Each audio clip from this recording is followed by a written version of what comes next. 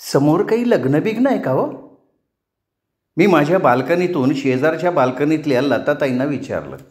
नाही, काही कल्पना नाही बाई, पण वाटतंय तसंच. लताताईंनी समोरच्या ब्लॉकचा वेध घेत सांगितलं.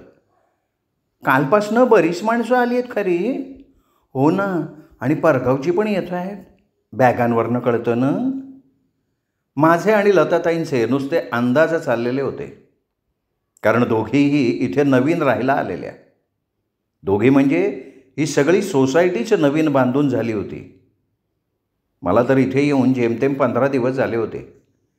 शेजारच्या ब्लॉकमधल्या लताताईही साधारण तशाच राहायला आल्या होत्या. आमच्या दोघींचे ब्लॉक शेजारी शेजारी. दरवाजा उघडून गप्पा मारू म्हटलं तर ते सोयीचं नव्हतं. पण बाल्कनीत आलं की आमच्या बाल्कनीच्या कठड्याला मी रेलून आणि त्यांच्या कठड्याला त्या रेलून मस्त गप्पा मारता येतात, हा शोध आम्हाला राहायला आल्या आल्या लागला. आणि मग एक आनंदाचं निधानच जणू गवसलं. जरा कुठे खुट्ट झालं की आम्ही दोघी बाल्कनीत हजर, आणि मग गप्पा. बाकीच्यांशी आमच्या पुरत्या ओळखीही झाल्या नव्हत्या. तेवढ्याच समोरच्या बिल्डिंगमधल्या तळमजल्याच्या ब्लॉकमध्ये ही गडबड जाणवली. खरंच त्या घरात 25-30 माणूस जमलं होतं. एक वयस्क बाई होत्या, बाकीची तरुण मंडळींची संख्याच जास्त होती.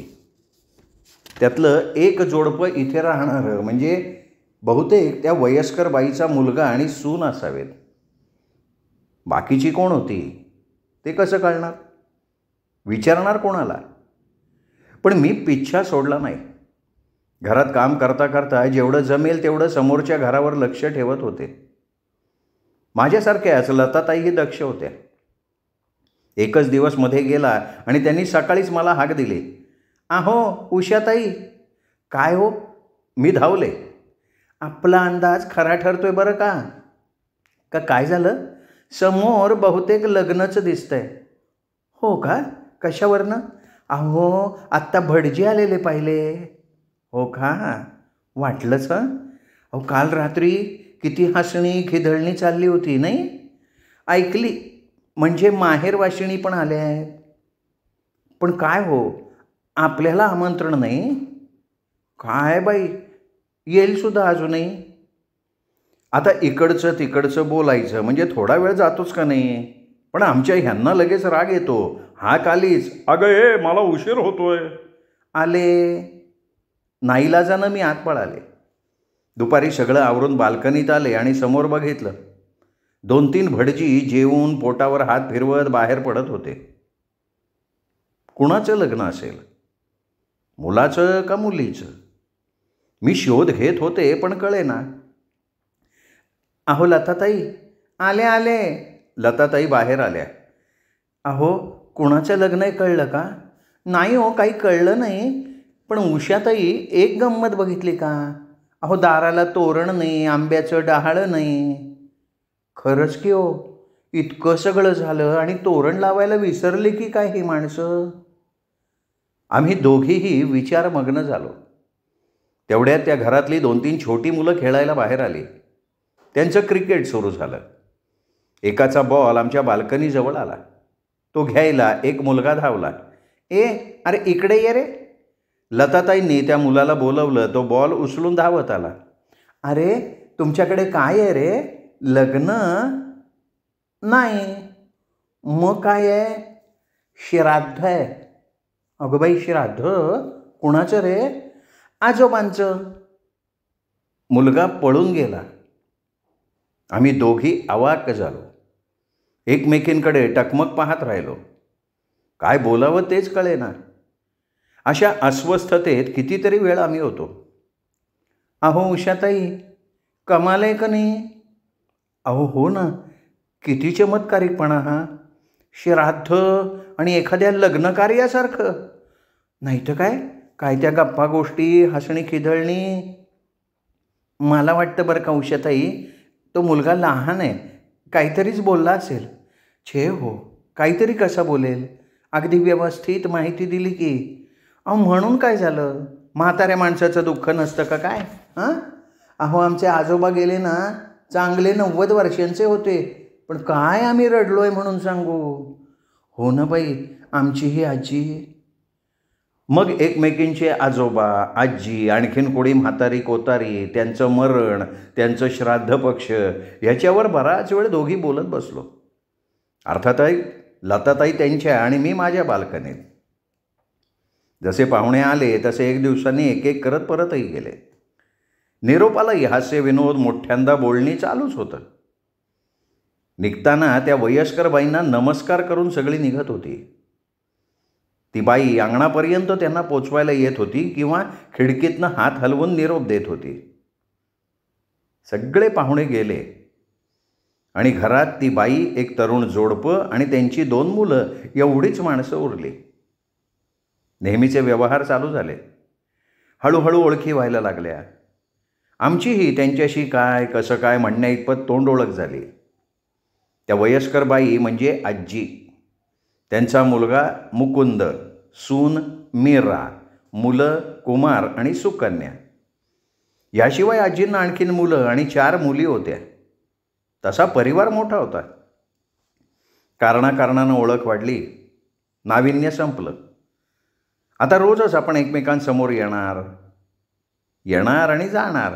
त्यात नवीन गोष्ट काय. तरी तसं सगळ्यावर आमचं म्हणजे लताताईंचं आणि माझं लक्ष होतंच. कोणाकडे कोण आलं गेलं, किती वेळा आलं, किती वेळ बसलं, हे सगळं आम्ही बघत होतो. आम्हाला वॉचमन, इन्क्वायरी काउंटर अनेक नावं मिळाली. कोणी काही का म्हणे ना, आम्ही आपल्या बाल्कनीतनं सगळं निरीक्षण करत होतो. तुम्ही काही म्हणा लताताई, या आजी अगदी प्रेमळ आणि समंजस वाटतात. अहो आहेतच. त्यांचं रोजचं त्या मीराशी वागणं कसं आहे बघताय ना. अहो स्वतःच्या मुलीशी सुद्धा यापेक्षा कोणी चांगलं वागणार नाही. बरं बाकीच्या मुलांशी, सुनांशी त्यांचे चांगले संबंध आहेत. खरंच अजूनमधून आजी दुसऱ्या मुलांकडे राहायला जात, काही दिवसांनी परत येत. ते येताना दिसल्या की मीराची मुलं आजी आली म्हणत धावत येत. मीराही लगबगीनं पुढे येऊन त्यांच्या हातातली पिशवी काढून घे. पोचवायला आलेला मुलगा, सून रात्री जेवूनच परत जात. छान कुटुंब होतं ते. बघता बघता बरेच दिवस लोटले आणि पुन्हा आजींच्या घरात पाहुणे यायला लागले. उषाताई, काय हो लताताई, अहो पाहिलंत का, आजींकडचे पाहुणे ना, पुण्याची मुलगी आली आहे ना.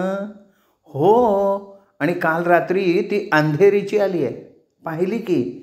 तिच्या आधी तो कर्जतचा मुलगा आणि त्याची बायको, मुलंसुद्धा आली. दोघींनाही कळे ना. बरं जाऊन कसं विचारणार की तुमच्याकडे काय आहे, असं बरं दिसतं का. त्यापेक्षा थोडा वेळ थांबावं आणि काय नजरेला पडेल ते पाहावं, कानावर येईल ते ऐकावं. पण नशीब फार वेळ नाही थांबायला लागलं. दुपारी पोरं अंगणात खेळायला लागल्याबरोबर मी एका मुलीला हाक मारली. निवेदिता म्हणजे आजींच्या पुण्याच्या मुलीची मुलगी, नात. मी हाक मारल्यावर ती बाल्कनी जवळ आली. काय हो काकू. अगं निवेदिता, शाळेला सुट्टी नाही. अगं मग अशी मध्येच कशी काय. श्राद्ध आहे ना. कुणाचं ग. आजोबांचं. निवेदिता पळून गेली. अगं बाई, बरोबर आहे की. आपल्याला इथे राहायला येऊन वर्ष झालं ना परवा. त्यानंतर लगेच समोर आजींकडे माणसं जमली होती. करेक्ट आहे. मी लगेच लताताईंना हाक मारली. लताताई आले हां. काय हो. अहो समोर आजींकडे श्राद्ध. कोणी सांगितलं. मी केली चौकशी. अहो बरोबर आहे, गेल्याच वर्षी नाही का. आलं लक्षात. पण उषाताई, आजही इतकी जण. हो बघा ना, जावईसुद्धा आलेत सगळे.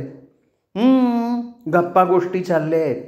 एवढ्या उत्साहात आणि हसत खेळत श्राद्ध करणारी हीच माणसं पाहिली बाई. असं कधी बघितलं नव्हतं. मी तेच म्हणते आहे, असं कसं नाही का, कळतच नाही काही. आणि खरं तर हल्ली श्राद्ध पक्ष कोण करतो. एकदा नीट चौकशी केली पाहिजे बाई.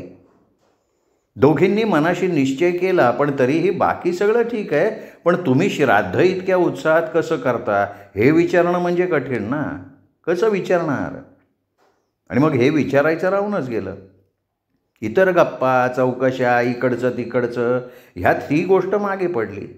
बाकीच्या गोष्टी कमी का असतात? पुन्हा एकदा 365 दिवस उलटले. पुन्हा आजींकडे माणसं जमली. त्याच उत्साहात श्राद्ध झालं. दुसऱ्या दिवशी जे ते निघूनही गेलं. आमच्या मनात प्रश्न उठले, विचारायचे राहून गेले. पुन्हा 1 वर्ष सरलं. दरवर्षी नेमानं तेच घडत होतं. आमच्या दोघींचे संसार या काळात वाढले होते. मुलं मोठी होत होती. त्यांच्या मागे धावावं लागत होतं. चौकशा करायला वेळच मिळत नव्हता. किती ठिकाणी लक्ष तरी ठेवणार ना? एक दिवस हे कामावर गेले. मी हातात पेपर घेऊन नजर टाकतच होते, तेवढ्यात दारावरची बेल वाजली. म्हटलं आता ह्यांचं काय न्यायचं विसरलं. विचारातच दार उघडलं तर दारात मीरा, आजींची सून. अगं ये की ये. उषाताई, एक काम होतं. अगं आत तर ये. हां बोल बोल. उषाताई, एखादी बाई आज सवाष्ण म्हणून मिळेल का हो? म्हणजे काय गं, कुणी मिळेल? नाही तसं नाही, आज आमच्याकडे आमच्या सासऱ्यांचं श्राद्ध आहे ना, म्हणून विचारलं. का तुम्हीच येत आहे? मी? काय हरकत आहे अहो? अहो त्यात अशुभ काहीच नाही आहे. आम्ही तर आनंदच मानतो. मीरा, एक विचारू? श्राद्धासारखा दिवस आनंदाचा? हो. तुमचे सासरे गेले तर दुःख नाही होत तुम्हाला? म्हणजे आता ती एक जुनी गोष्ट झाली, पण तुम्ही इथे राहायला आल्यापासून आम्ही बघतोय एखाद्या सणासारखी, लग्नकार्यासारखी गडबड चालते तुमच्याकडे. ताई, कारण आम्ही खरोखर आनंद मानतो. म्हणजे काय गं? उषाताई, त्याच्या मागे ना एक मोठी कथा आहे, मी सांगीन एक दिवस. अगं आत्ता सांग ना. सांग सांग. बस आरामात बस. हातची गोष्ट निसटते की काय असं वाटलं. मला धीर धरवेना. सांगते. खरोखर सोफ्यावर आरामशीरपणे टेकत मीरानं सांगायला सुरुवात केली. आमचे सासरे गेले आणि आमच्या घरात सगळ्यांनी सुटकेचा श्वास सोडला. का गं? बरेच दिवस आजारी वगैरे होते का? छे छे छे छे छे, अगदी खुटखुटीत होते शेवटपर्यंत. मग स्वभाव अति वाईट. मी काहीच बोलले नाही. फक्त आश्चर्यानं वासून ऐकत राहिले. अहो इतक्या कटकट्या स्वभावाचे की त्यांना लोक खटखट्या म्हातारा म्हणायचे. मला हसूच आलं. तुम्ही हसताय, पण खरं सांगते उषाताई, आमच्या सासूबाई आणि त्यांची ही 8 मुलं त्या घरात यायचं सुद्धा विसरली होती. सासरे इतके संतापी की दुर्वास ऋषींचा अवतार. ते दुर्वास हातातलं पाणी मंत्रून शाप द्यायचे आणि आमचे सासरे हातातली वस्तू फेकून मारायचे. अगं बाई, किती इंटरेस्टिंग आहे नाही का? तुम्ही सांगा उषाताई, ताक नाही म्हटलं म्हणून बायकोच्या अंगावर भरलेलं ताट फेकायचं? मुलांना झाडू, सहाण, चंदनाचं खोड जे मिळेल त्यांनी मारायचं? तोंडानं शिव्या द्यायच्या? इतका आक्रस्ताळेपणा, इतका थैथयाट, इतका धाक. काय गं बाई हा स्वभाव? उषाताई, मेलेल्या माणसाबद्दल वाईट बोलू नाही म्हणतात, पण घरात गडगंज पैसा असून आमच्या सासऱ्यांनी कधी एक दिवस कोणाला नीट घास तोंडात जाऊ दिला नाही. सदोदित शिव्या गाळी. मुलं मोठी झाली, चांगली शिकली, कमवायला लागली, तरी ह्यांची आपली वागण्याची तीच पद्धत. मुलींची लग्न झाली, जावई आले, त्यांच्या देखत सुद्धा तमाशे. कमाल आहे खरंच. पण बाई गं, तुझ्या सासूबाई, खरी कमाल त्यांची आहे. त्यांनी कसं सहन केलं हे त्यांचं त्या जाणवत. सदोदित तिसरा डोळा उघडल्यासारखं तांडव करणाऱ्या माणसाबरोबर संसार करणं म्हणजे चेष्टा नाही उषाताई. पण सासूबाईंनी तोंडातनं अक्षर नाही काढलं. उलट मुलांना बापाचं प्रेम मिळत नाही तर आपण त्यांना माया लावली पाहिजे हे लक्षात घेऊन त्यांनी मुलांना जीव लावला. आणि गंमत अशी की सासऱ्यांना ते सुद्धा सहन होत नसे. एक दिवस, अगं मीरा, समोरनं हाक आली. धीर धरवे ना. मीच तोंड बाहेर काढून सांगितलं, येतीये हो, 1-2 मिनिटात येतीये. आणि मीराकडे पटकन वळाले आणि म्हणाले, काय झालं ग एक दिवस? अहो, सासऱ्यांचा नेहमीप्रमाणे थैथयाट चालू होता. कारण काहीतरी किरकोळच होतं, पण ते संतापून अक्षरशः नाचायला लागले. सासूबाई धाकट्या भाऊजींना जेवायला वाढत होत्या. त्यांनी सासऱ्यांकडे लक्षच दिलं नाही, त्यामुळे ते आणखीन संतापले. अहो, इतका संताप की त्यांनी भाऊजींच्या पुढचं ताट भिरकावून दिलं आणि ओरडले, मी वेडा म्हणून ओरडतोय का? सदान कदा पोरं आणि आपण. ह्या घरात मी मेलो तरी कोणी माझ्याकडे लक्ष देणार नाही, माझं श्राद्ध पक्ष सुद्धा करणार नाही. करीन हां, अगदी जरूर करीन. सुटकेचा आनंद अगदी जोरात साजरा करीन. उधळलेलं ताट गोळा करत आमच्या सासूबाई त्यांना म्हणाल्या. सासरे अवाक झाले. आपली बायको आपल्याला दुरुत्तर करेल असं त्यांना स्वप्नात सुद्धा कधी वाटलं नव्हतं. मग हे अशा प्रकारचं बोलणं तर दूरच. पण आज त्या बोलत होत्या आणि ते नुसते बघत राहिले होते. आणि आता सासूबाईंचं भान सुटलं होतं. इतक्या वर्षांची मनाची बंधनं तुटली होती. त्या म्हणाल्या, एखाद्या सणासारखं तुमचं श्राद्ध करीन. निदान तुमच्या काचातून सुटल्याचा दिवस तरी आनंदानं साजरा करीन. कधी मला सुख दिलं नाही, कधी मुलांना सुखाचा घास मिळू दिला नाहीत. मुलींना माहेर पण कधी मोकळेपणानं झालं नाही. घरात मोकळा श्वास घेता नाही आला कधी, तो तुम्ही मेल्यावर आम्ही घेऊ. हे बोलता बोलता सासूबाईंना रडू फुटलं. योग असा की 2च दिवसांनी सासरे अचानक गेले. इतकं करून मरण अगदी शांतपणे आलं नाही. मी आपली सहानुभूती व्यक्त केली. हो, पण आमच्या सासूबाईंनी शब्द खरा केला. त्या म्हणतात, मी जिवंत असेपर्यंत मुलं, सुना, मुली, जावई, नातवंड सगळ्यांनी त्या तिथीला एकत्र आलंच पाहिजे, आनंद मानलाच पाहिजे. एक प्रकारे मीराच्या सासूबाईंनी नवऱ्यावर सूडच उगवला होता. कितीतरी वर्षांनी कोडं उलगडलं होतं, पण ते इतकं विलक्षण होतं की मन अगदी सुन्न झालं. काय बोलावं ते कळेना, पण मीरा बोलण्याच्या भरात होती. म्हणाली, आम्ही सासूबाईंना म्हणतो की श्राद्धा करता कशाला, आपण एखाद्या सणावाराला जमत जाऊ. पण त्यांना ते पटत नाही. त्या म्हणतात, इतके त्यांच्या स्वभावाचे तडाखे खाल्ले, पण मी कर्तव्याला कधी चुकले नाही. त्यांच्या आत्म्याला पाणी देण्याच्या कर्तव्यालाही मी सोडणार नाही, पण सुटकेचा दिवस म्हणून आनंद सुद्धा मानणार. बोलता बोलता मीरा उठली. निघते हो मी. मग तुम्ही येताय हां आमच्याकडे जेवायला? मी हाक मारीन तुम्हाला. माझ्या होकारा नकाराची वाट न बघता मीरा झपाट्यानं बाहेर पडली. मीही लगबगीनं बाहेर आले आणि बाल्कनीतनं हाक मारली, लताताई. काय हो? अहो, दार उघडा, मी तिकडंच येते. काय विशेष? अहो, पुष्कळ आहे, आले मी. लताताईंना हे सांगायलाच हवं नाही, नाहीतर त्यातली मज्जाच जाईल. मी लगेच लताताईंच्या दारावरची बेल वाजवली.